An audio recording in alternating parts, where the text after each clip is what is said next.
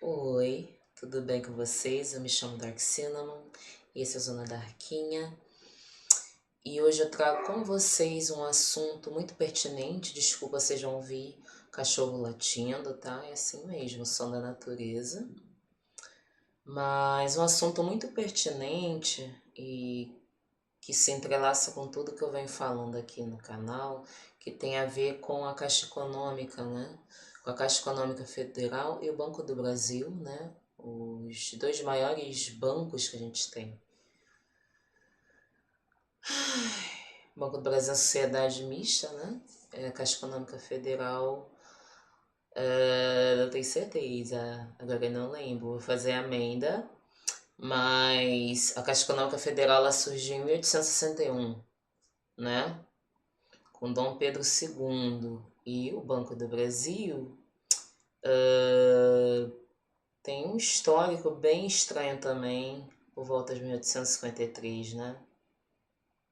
Vamos entender mais ou menos o que está acontecendo aqui, porque diante de tanto assunto, né, gente, diante de tanta desgraça, eu estava pensando em fazer um conteúdo sobre, só que sempre acontecia uma coisa em cima da outra e eu não consegui gravar. Então, vamos ler aqui juntas, juntos e juntas. Deixa eu mudar aqui a cena.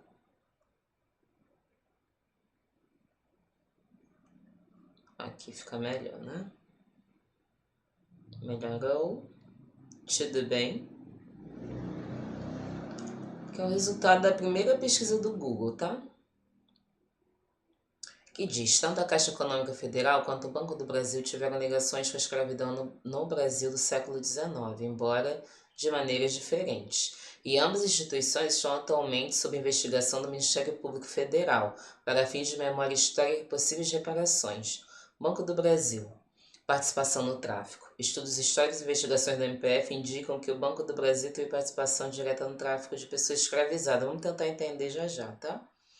Financiamento e acionistas. O banco, que foi restabelecido em 1853, teve entre seus maiores acionistas privados e diretores grandes traficantes de escravizados, como José Bernardino de Sá, que teria traficado cerca de 19 mil africanos. O banco financiava a economia baseada na escravidão, concedendo empréstimos a fazendeiros que usavam pessoas escravizadas como garantia.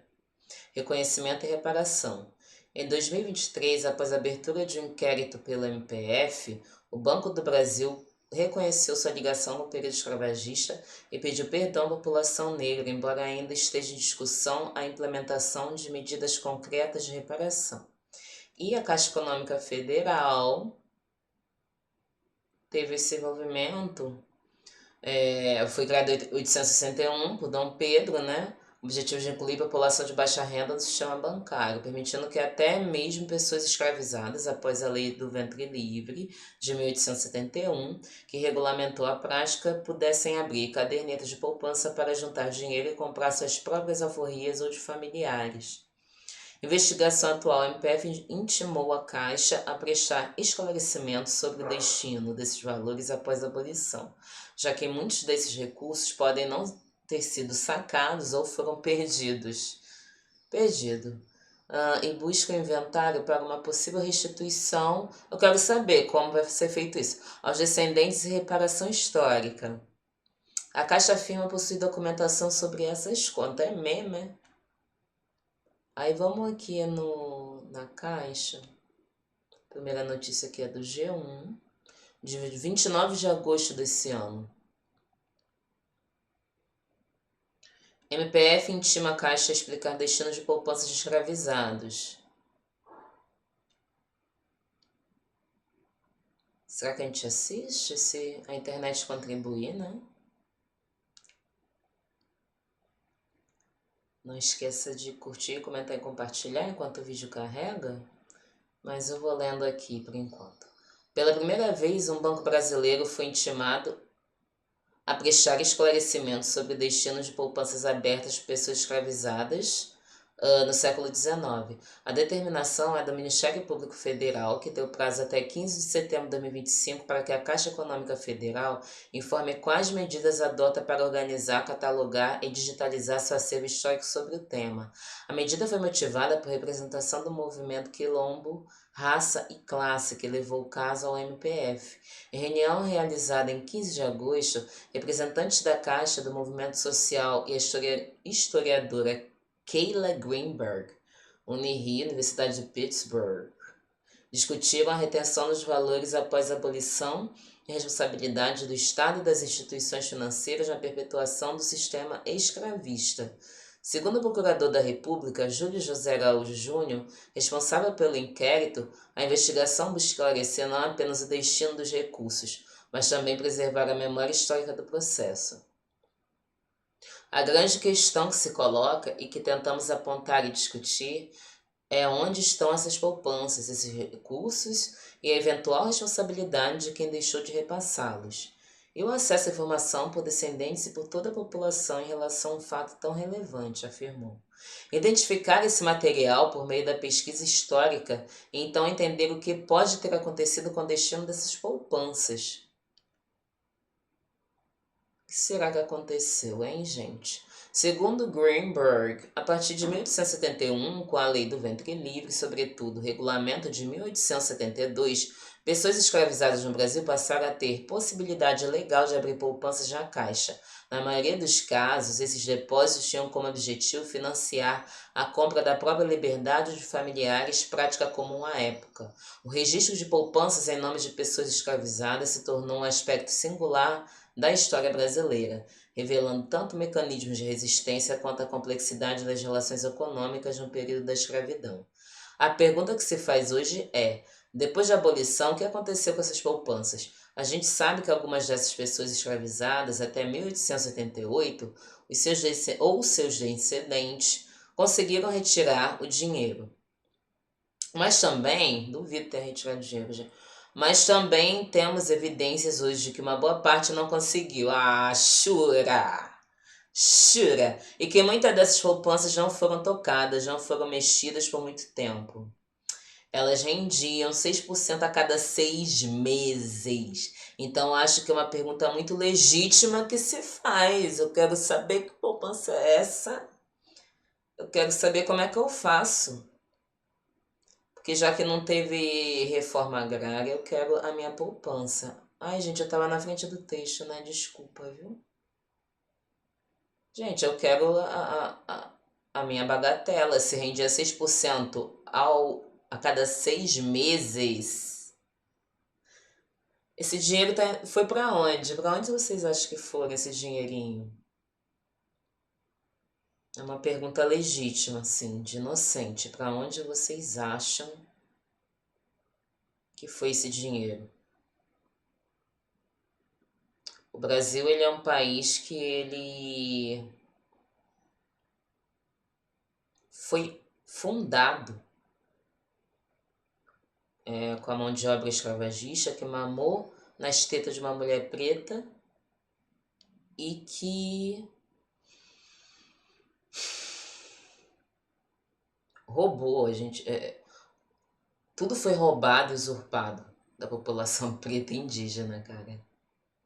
Isso aqui é um absurdo, gente. E calma aí que tá tortinho, né? Você não me avisa também, não me avisa que o texto tá torto, meu Deus.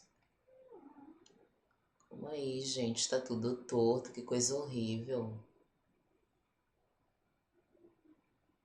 Tudo torto aqui, cara. E eu gravando aqui, ó, arrasando. Pronto. Agora ajeitei. Onde eu parei? O registro de poupanças em nome de pessoas escravizadas se tornou um aspecto singular da história brasileira, revelando tanto o mecanismo de resistência quanto a complexidade das relações econômicas no período da escravidão. A pergunta que se faz hoje é: depois da abolição, o que aconteceu com essas poupanças? A gente sabe que algumas dessas pessoas escravizadas, até 88, ou seus descendentes, conseguiram retirar. Não, gente, não conseguiu retirar, gente. Vamos partir da premissa que não retirou, tá? Vamos lá. Na audiência pública do dia 15, representantes da Caixa reconheceram a existência de um vasto acervo, cerca de 15 quilômetros lineares de documentos, e alegaram que a catalogação completa poderia levar mais de 20 anos. O MPF, no entanto, deu prazo de 30 dias para que o banco informe oficialmente quais providências estão sendo tomadas. Lembrando que isso aqui é de agosto. Já passou esse prazo, né? Vamos procurar atualização. O procurador destacou o caráter reparatório da apuração, mesmo diante da distância temporal. Essa poupança poderia ter sido destinada a pessoas que, uma vez livres, poderiam exercer melhores condições de vida, transmitindo isso a seus descendentes com impacto na formação de toda uma população. Achura. Eu quero saber e aí. Ninguém está falando disso aqui. O grande lapso temporal em relação a esses temas não afasta a necessidade da investigação. Há um debate sobre prescritibilidade de coerrola, mas também sobre a necessidade de prevenir novas violações, o que nos leva a adotar medidas de memória, verdade, responsabilização e reparação. Prescrever, gente, é quando acaba um prazo legal para algo ser julgado, né, tramitar na justiça. Isso aqui é imprescritível. Isso aqui, para mim, tem a ver com crime de racismo. Não é possível, gente. Se o crime de racismo é imprescritível, como é que o dinheiro que estava lá na poupança, que eram de escravos furros, tá? Que compraram a sua liberdade, às vezes não conseguia mexer no dinheiro, porque a gente sabe que tudo funciona para foder pobre, certo? Então, partindo dessa premissa, as pessoas não conseguiram reaver esse dinheiro, e esse dinheiro ele ficou para quem? Foi usada com o quê? Para quem? Como é que vai restituir isso? 15 quilômetros de documento. 15 quilômetros de documento que levaria 20 anos para ser apurado. Aí vamos o que diz a Caixa. Vou até fazer uma vozinha assim mais... Uma vozinha da Caixa Econômica. Calma aí, gente, que agora também eu vou ter que entrar no modo deboche, porque senão eu vou surtar nessa porra. Em nota, a Caixa afirmou que, mesmo antes da abolição, já permitia a abertura de poupanças para a compra de alforria. Disse ainda que as cadernetas estão preservadas e disponíveis para pesquisa. Ah, vou pesquisar, meu bem, mas eu vou.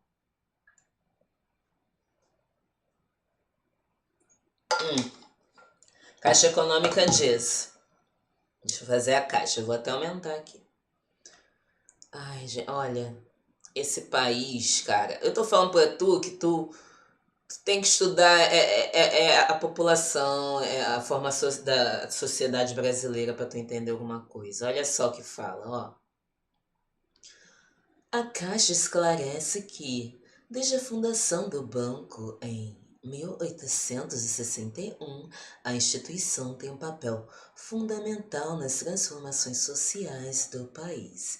É reconhecida por sua disposição para as questões sociais e participa da vida de todas as camadas da população brasileira, em especial daquelas mais desassistidas.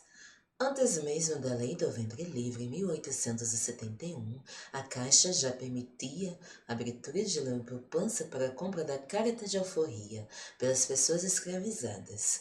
As cadernetas mantidas nas unidades da Caixa Cultural são preservadas por equipes multidisciplinares e orientam-se à memória da instituição e do povo brasileiro.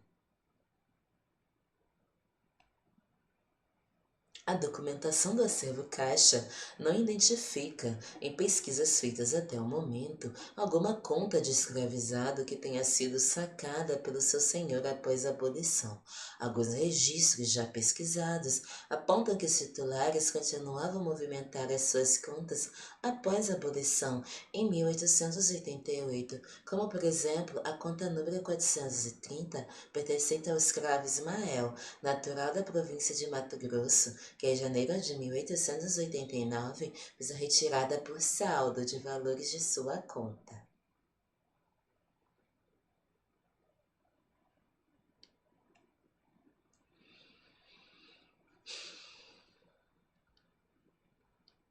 E aí? Gostaram? Eu quero saber que pé que ficou isso aqui, gente. Como é que pode uma porra dessa?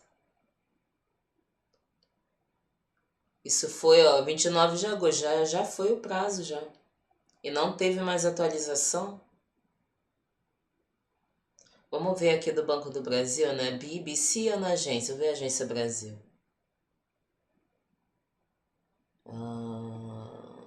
Essa aqui mesmo. Vamos ver da Agência Brasil, tem da BBC também. Vou ver da Agência Brasil.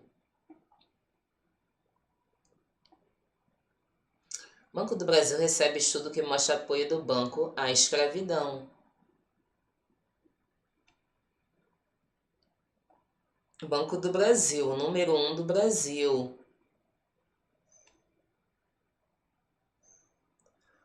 Uma das maiores e mais antigas instituições públicas do país, o Banco do Brasil, BB, carinhosamente BB, recebeu um estudo que indica envolvimento da empresa no comércio de negros escravizados durante o século XIX. O documento, elaborado por 14 pesquisadores de universidades brasileiras e americanas, faz parte de um inquérito civil instaurado pelo MPF, no Rio de Janeiro. O ofício assinado pelo Procurador da República Júlio José Araújo Júnior foi enviado diretamente à presidente do BB, Tarciana Paula Gomes Medeiros, na sexta-feira, 3, determinando o prazo de 15 dias úteis para o banco se manifestar. Isso aqui é de quando? Isso aqui já foi, né? Isso aqui era em 2023, mano. Cadê a manifestação? No fim de outubro, procuradores do MPF, pesquisadores e representantes do banco se reuniram no âmbito do inquérito que apura a responsabilidade da instituição financeira na escravidão. Representantes dos Ministérios da Igualdade Racial, dos Direitos Humanos e Cidadania também estiveram presentes. Na ocasião, ficou acordado que o MPF encaminharia ao BB o estudo que motivou a abertura do processo, além da referência bibliográfica. A Agência Brasil teve acesso ao trabalho acadêmico que detalha as evidências de apoio ao comércio de negros escravizados, século XIX. O estudo contextualiza que o BB foi criado em 1808, liquidado 20 anos depois e refundado em 1853, ou seja, já após a Lei Feijó de 1831, que proibia o tráfico de escravos, mas ficou conhecida como Lei para Inglês Ver, por não ter sido efetivamente cumprida. Estima-se que mais de 900 mil africanos e africanas tenham sido importados por contrabando depois da proibição e mantidos ilegalmente como escravos quando deveriam ser livres. Observa o levantamento. Importados, eu amei. Os pesquisadores apontam que haviam vínculos diretos entre traficantes e o capital diretamente investido em ações do Banco do Brasil. Além disso, acrescenta que a instituição também se favoreceu da dinâmica de circulação de crédito, lastreada na propriedade escrava que imperou ao longo de toda a primeira metade do século XIX. O crédito lastreado pode ser entendido como empréstimos concedidos pelo banco e que tinham como garantia bens de donos de escravos, por exemplo, fazendas com escravizados. Os pesquisadores afirmam que, entre os historiadores econômicos, é consensual que o Banco do Brasil, refundado em meados do século XIX, como a maior instituição financeira do país, cumpria papel singular na sustentação da economia mercantil escravista. Muitos dos recursos que fundaram o banco isso que é apresentado na pesquisa. São recursos oriundos do tráfico, afirma o procurador da República Júlio Araújo. No documento entregue à presidência do banco, os acadêmicos observam que grandes acionistas e diretores da instituição eram ligados diretamente à propriedade de escravos. A direção do banco personificava o enlace daquela instituição com a economia e a sociedade escravista. Um caso citado é de José Bernardino de Sá, maior acionista individual do banco. José Bernardino de Sá, barão e visconde de Vila Nova do Minho, era um dos maiores, se não o maior traficante do Atlântico Sul nos últimos 20 anos de funcionamento do tráfico de africanos para o Brasil. Entre 1825 e 1851, o visconde traficante fora responsável por 50 viagens negreiras para o Brasil, que desembarcaram cerca de 19 mil africanos, diz o texto. A atividade negreira dos viscondes, exercida em escala transcontinental e quase que exclusivamente na ilegalidade, sem dúvida fora a mola propulsora de sua fortuna, diversificada quando o tráfico se aproximava do seu efetivo fim. Assim, não por acaso, o maior traficante do país era também o mais importante subscritor e investidor individual do banco criado em 1853, completa. Já entre os nomes que tinham ligação corporativa com o BB, a pesquisa cita João Pereira de Darig Faro, vice-presidente da instituição em 1855. Nobilitado como Visconde do Rio Bonito, Darig Faro era membro destacado de uma das famílias mais proeminentes do Médio Vale do Paraíba Fluminense. Em 1829, segundo informes populacionais produzidos pelos próprios fazendeiros, sua família era a maior proprietária de escravizados da região, detalhe o texto.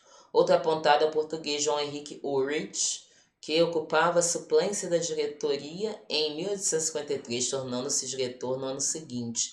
A fortuna do então diretor do Banco do Brasil se projetou nesse negócio do tráfico e pela firma comissionária constituída para intermediar as vendas do café produzido pelos trabalhadores escravizados nos complexos fazendas do Vale do Paraíba. O documento assinado pelos pesquisadores conclui que parece não ter dúvidas que boa parte do capital que constitui o maior banco do Império era oriundo do tráfico e dos negócios da escravidão. Os coautores são ligados às instituições acadêmicas Universidade Federal Fluminense, Universidade Federal do Rio de Janeiro, Universidade Federal Rural do Rio de Janeiro, Universidade Federal da Bahia, Universidade Federal de Juiz de Fora, Universidade de Brasília, Universidade Estadual de Campinas e Universidade Federal de Santa Catarina. Harvard University e a University of Pittsburgh, as duas últimas americanas. Ai, chora. Reparação. Um dos autores do estudo, do professor Álvaro Pereira do Nascimento da UFRJ, que é a Rural, destaca o papel da história no processo da elucidação e busca por reparação. A história é ciência fundamental para homens e mulheres, pois a partir do presente podemos interrogar o passado para compreendermos certas situações em que nos encontramos na atualidade. Concordo total. A culpa não é do povo negro por estar em ofícios que não são tão bem remunerados, não conseguir entrar nas universidades e vivenciar outros problemas. Esse povo sofreu um crime histórico e logo após a escravidão não teve nenhum tipo de apoio. Exatamente. Além de surrupiarem o dinheiro, não teve reforma agrária, né, gente? Nascimento defende que o banco faça um pedido de desculpas a descendentes escravizados. Pedir desculpa que era dinheiro, minha filha. Cadê o dinheiro que rendia lá 6% a cada 6 meses? E apresente iniciativas de reparação. O banco será mais forte ainda quando reconhecer o erro cometido na sua origem, no seu passado, no século XIX. Eu não quero reconhecimento, quero grana. Quero saber aí, vai distribuir essa rendinha aí porque a gente está precisando? É direito, sabe? É um direito do povo. Isso aqui é reparação histórica. Cadê o dinheiro? O procurador da República, Júlio Araújo, diz acreditar que o inquérito não é uma mera preocupação com o passado. A gente tem uma relação clara com o racismo presente de hoje, necessidade de políticas efetivas de reparação à população negra. Mas o que é um tema do passado é um tema do presente e do futuro. Cadê o dinheiro, gente? Apesar da ação contra o Banco do Brasil não ter ainda uma conclusão, o MPF já faz encontros com setores da sociedade civil organizada. Ninguém me chamou para encontro nenhum, notadamente ativistas do movimento negro, para buscar ideias de reparação a serem oferecidas pelo banco à população afrodescendente. A gente nunca vai ver esse dinheiro, tá? Essa é uma questão que não é o MPF que vai monopolizar. Esse é um tema para discutir com toda a sociedade. Revisão da história brasileira, vamos lá, kkkk. Papapá. Aí o carinha aqui, que é deixa eu ver o nome dele, Humberto Adami, vice-presidente da Comissão Nacional de Verdade da Escravidão Negra, fala, é uma das iniciativas mais importantes que ocorreram nos últimos tempos em termos de busca de reparação. Abre a possibilidade não só de investigar, mas também de afastamento da prescrição desse lucro que as empresas centenárias tiveram e que foi se acumulando em todos os ramos da vida brasileira, disse a Agência Brasil. Retrata o Brasil de hoje, que é fundamentado em lucros que vieram da escravidão, da venda de seres humanos e que, mesmo com a abolição, permanecem tendo repercussões até hoje. Uma parcela da sociedade brasileira que não consegue enxergar isso e acha que tem direitos divinos de estar nos pontos altos da vida brasileira. Posicionamento do Banco do Brasil. O Banco do Brasil manifestou, por meio do próprio site, um amplo posicionamento sobre a ação do MPF. O comunicado afirma que, Calma aí, que agora é o Banco do Brasil, gente. Eu não sei. Calma aí que eu vou mudar aqui para fazer o Banco do Brasil.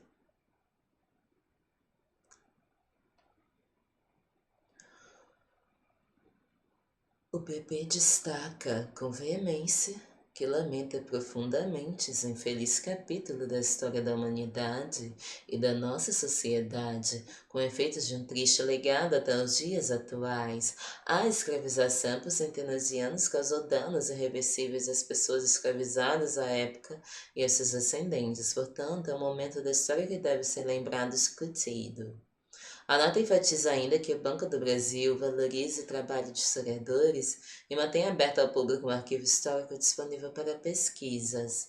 O BB acrescenta que também pode ter feito parte do seu quadro cenário abolicionistas de destaque no cenário nacional. Entre citados estão Rodrigo Augusto da Silva, autor da Lei Áurea, e Afonso Pena, presidente da República e do próprio banco. Da contestação mostra ser relevante na busca da verdade, eventual revisão histórica que se proceda, pois sugere que o terceiro Banco do Brasil, termo utilizado na representação do MPF, que remete ao BB fundado em 1853, refletiria no seu quadro social da época e, muito provavelmente, no grupo de clientes tomadores de crédito, o espectro econômico e social de seu tempo histórico, isto é, a multiplicidade de atores e seus relacionamentos. E posicionamentos acerca da escravidão, com todas as contradições e diversidade de pensamentos presentes naquele ecossistema. Completa a nota. Não falou como vai restituir esse valor. O BB reafirma a disponibilidade para prestar esclarecimentos sobre o tema, além de participar de iniciativas que articulem os atores centrais da sociedade organizada para o desenho de estratégias e execução de ações para potencializar e acelerar a produção de resultados concretos em prol da igualdade étnico-racial. O posicionamento enumera ações do Banco do Brasil para a busca da equidade racial como iniciativas, capacitação de funcionários de minorias representativas. Não, mamãe, a gente não quer isso não, a gente quer a grana. BB destaca ainda que a atual presidente, Tarciana Medeiros, é a primeira mulher negra a assumir o cargo. Então, cadê o dinheiro? Gente, eu quero saber... E aí? Vou botar aqui, ó. Atualizações. Meu Deus. Atualizações. MPF.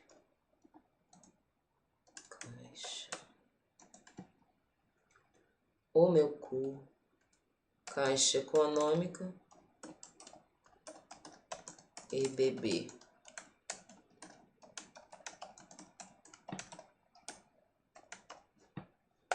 Eu queria atualização disso.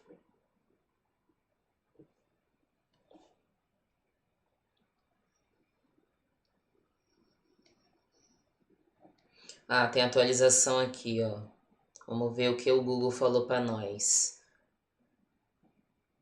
Vamos falar para ele falar um pouquinho. O Ministério Público Federal, MPF, tem atuado em frentes distintas em relação à participação histórica da Caixa Econômica Federal, CEF, e do Banco do Brasil, BB, na escravidão, com atualizações recentes para ambos os bancos. Caixa Econômica Federal, CEF. 1. Recomendação recente. Em outubro de 2025, o MPF recomendou formalmente à Caixa que elabore, em 30 dias, um plano para identificar e organizar todas as cadernetas de poupança pertencentes a pessoas escravizadas ou ex-escravizadas no século XIX. 2. Objetivo. A iniciativa busca inventariar a documentação para entender o destino dos valores que, segundo investigações históricas, podem ter sido retidos pelos antigos proprietários de escravizados ou simplesmente perdidos após a abolição, visando uma possível reparação histórica. 3. Contexto. Essas poupanças foram criadas a partir de 1872, após a Lei do Ventre Livre, permitindo que pessoas escravizadas guardassem dinheiro para comprar sua própria alforria ou de familiares. E 4. Prazos.